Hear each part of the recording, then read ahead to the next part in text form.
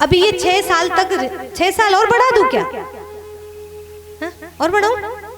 ये बहुत है ना 6 साल तो। इतने बहुत, कई सोच रहे होंगे जल्दी और कर दो। जो परेशान होंगे वो सोच रहे होंगे 3 ही दिन कर दो तो अच्छा है ना? ले छोड़ो, अभी आप क्या करो, ये समझ लो कि 6 साल बाद ये आपका प्रिय व्यक्ति जाने वाला है। तो भगवान कह रहे हैं, हे अर्जुन, तू 6 साल के पहले, इसके मरने के पहले ही तू इसको मार दे। मतलब 6 साल बाद तू रोएगा उसके जाने पर, तू एक काम कर, उसके बिना 6 साल के पहले ही उसके बिना जीना सीख ले। समझ में आ गई? यही पॉइंट थी। अब आपको कितनी समझ में आई पता नहीं, मैंने तो बहुत कोशिश किया, जितनी जान लगा दी मैंने ये बात को समझाने के लिए। अब आपको कितनी आई मुझे नहीं पता। मतलब मेरे प्रिय संबंधी 6 महीना बाद जाने वाले हैं, उस 6 महीना के पहले ही, जैसे किसी का पति जाने वाला है तो पति के जाने के पहले ही पति के बिना जीना सीख लो, नहीं तो आई समझ में, आई समझ में। देखो कैसे एक पत्नी कहती है मुझे, बड़े अच्छे से बताती है, अरे दीदी मेरे पति जैसा पति शायद ही किसी को मिले। मैंने कहा कैसे? बोले बहुत अच्छे मेरे पति। मैंने कहा कैसे, कितने अच्छे बताओ तो सही। तो बोलती हैं इतने अच्छे कि मैं बता नहीं सकती। मैंने कहा नहीं थोड़ा सा तो बताओ कितने अच्छे हैं। तो कहती है कि मैं जब से आई हूँ मायके से तब से लेकर के मुझे कभी मार्केट जाने नहीं दिया उन्होंने, हर चीज हाथ में लाके देते हैं, हर चीज तैयार। अच्छा मैं मायके भी जाने की कोशिश करती हूँ तो कहते हैं मैं लेके जाऊंगा ना तुमको, साथ में लेके जाते हैं, 2-4 दिन मेरे साथ रुकते हैं और साथ में वापस भी लाते हैं। मेरे बिना एक दिन नहीं रह सकते, इतने अच्छे हैं, मुझे छोड़ के रह नहीं सकते। मैंने बोली ये पति अच्छे नहीं है, ये सबसे घटिया पति है, सबसे घटिया। अब वो कहती आप ऐसे क्यों बोल रहे हो, मेरे इतने अच्छे पति है। मैंने घटिया इसलिए बोल दिया क्योंकि मैंने कहा जिस दिन ये जाएंगे ना ऊपर तुमको छोड़ के, उस दिन तुम्हें दाल आटे का भाव समझ में आएगा क्या होता है। जो मार्केट जाना नहीं जानती, ये पति ने पूरा पत्नी को बिगाड़ के रखा है, और इधर किसी ने बिगाड़ा तो नहीं, देख लो, नहीं चेंज हो जाओ जल्दी मरने के पहले।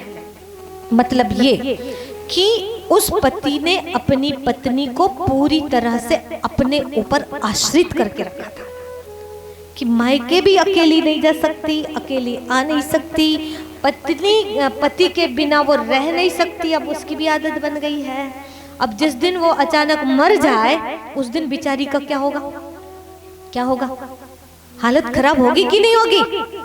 हालत खराब हो जाएगी। इसीलिए मैंने बोला सबसे घटिया पति है। और इधर भी अगर ऐसे कोई पति होंगे तो मैं घटिया ही मानूंगी उनको, और ऐसी कोई पत्नी भी होगी तो वो भी घटिया है। तो सबसे बढ़िया बनना है कि घटिया बनना है? बढ़िया बनना कि घटिया बनना? बढ़िया बनना तो क्या करना पड़ेगा? उसके लिए अपनी पत्नी को अपने बिना जीना सिखा दो, अपने पति को अपने बिना जीना सिखा दो। सबके बिना सबको जीना आना चाहिए। जैसे आपके बच्चे हैं, आपके बच्चे बाहर जाते पढ़ने के लिए, जिस दिन बाहर जाते हैं ना उस दिन कहते हैं मम्मी आपकी बहुत याद आ रही है, मम्मी बहुत याद आ रही है, मैं नहीं रह पाऊंगी, मम्मी मैं नहीं रह पाऊंगी। वहां पर पढ़ाई में तो ध्यान लगता ही नहीं है। कहाँ लगता है ध्यान? मम्मी में, पापा में, क्योंकि मम्मी पापा से दूर गए नहीं थे कभी। अब इतना अटैचमेंट कि पढ़ने नहीं दे रहा है। आखिर में वो बच्चा दुबला हो गया, कमज़ोर हो गया, मम्मी के हाथ के खाने की आदत, अब वो खा नहीं पा रहा है। अब वो आखिर में बीमार होके घर में आ गया, साल भर पूरा बर्बाद। समझ में है? तो किसने बर्बाद किया? मम्मी ने। तो मम्मी को क्या करना चाहिए? इधर से जैसे फोन आता है तो चलो उठाओ धनुष बाण, सबसे प्रिय व्यक्ति का मर्डर कर दो। कैसे करना है? मार मत डालना, नहीं तो मेरा हो जाएगा कम। लोग कहेंगे क्यों कैसे मारा, तो वो बहन जी ने बताया था तो मार डाले हमने, ऐसे में तो मैं फंस जाऊंगी। वैसे मारने नहीं बोला है, किससे मारने बोला है? ये है होठ और इसमें से निकलेगा बाण, बाणी।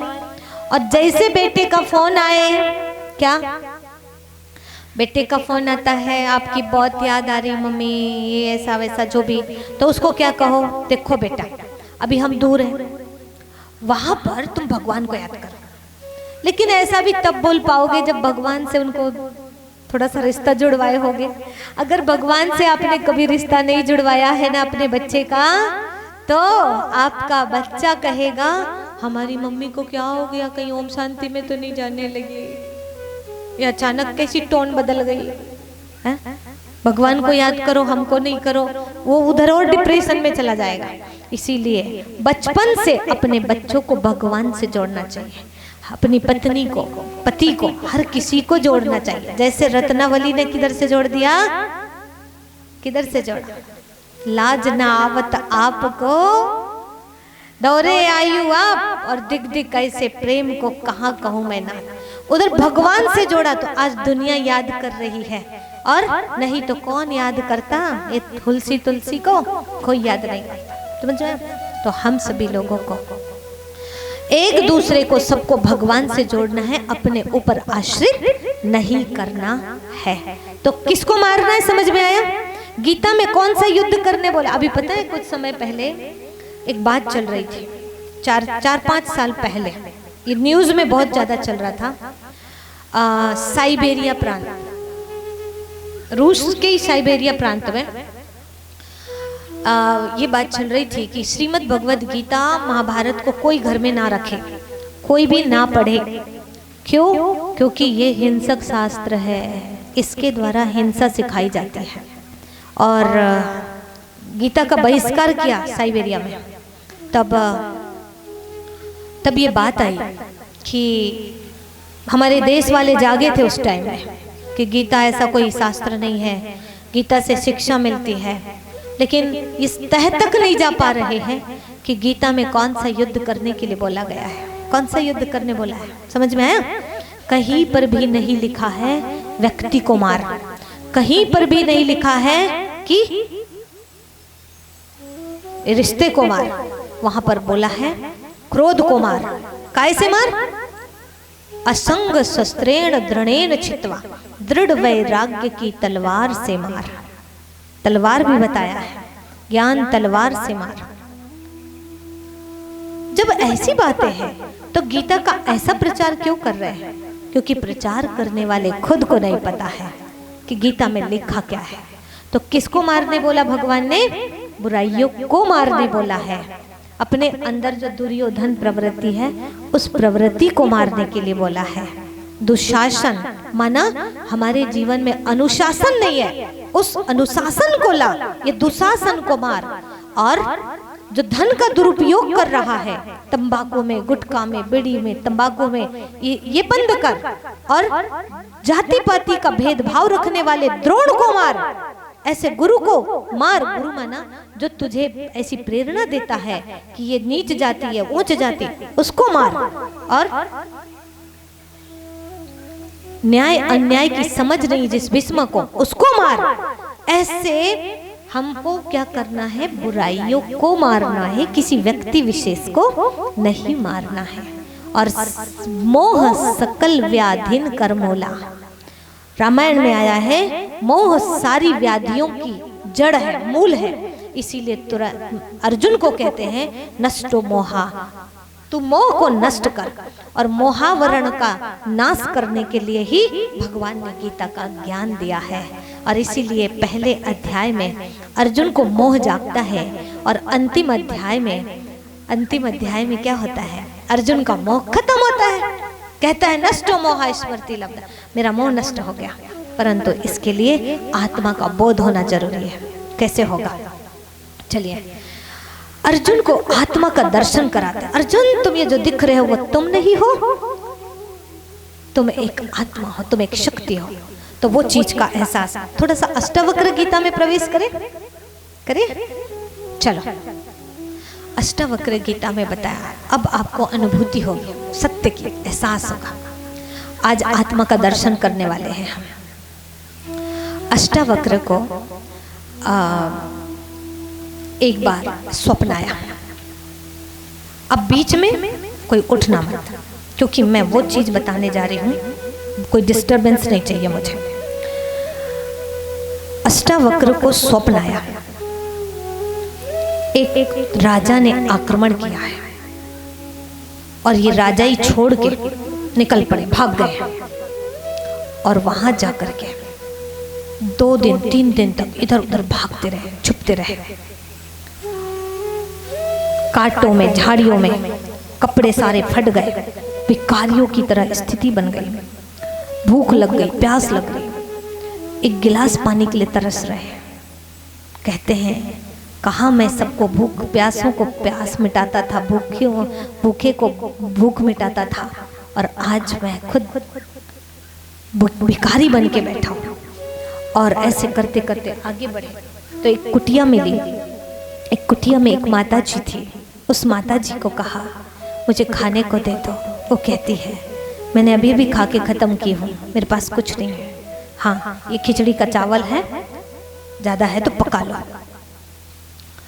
उसने जैसे तैसे करके हालत खराब, और इस हालत में पकाया।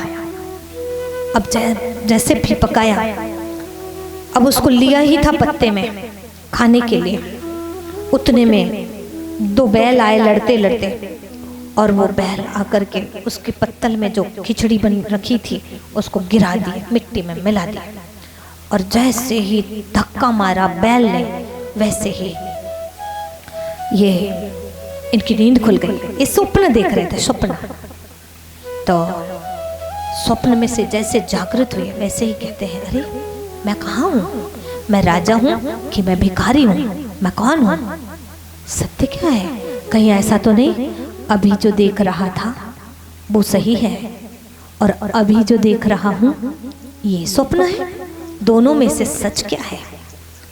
तो इस सत्य का एहसास कौन कराए?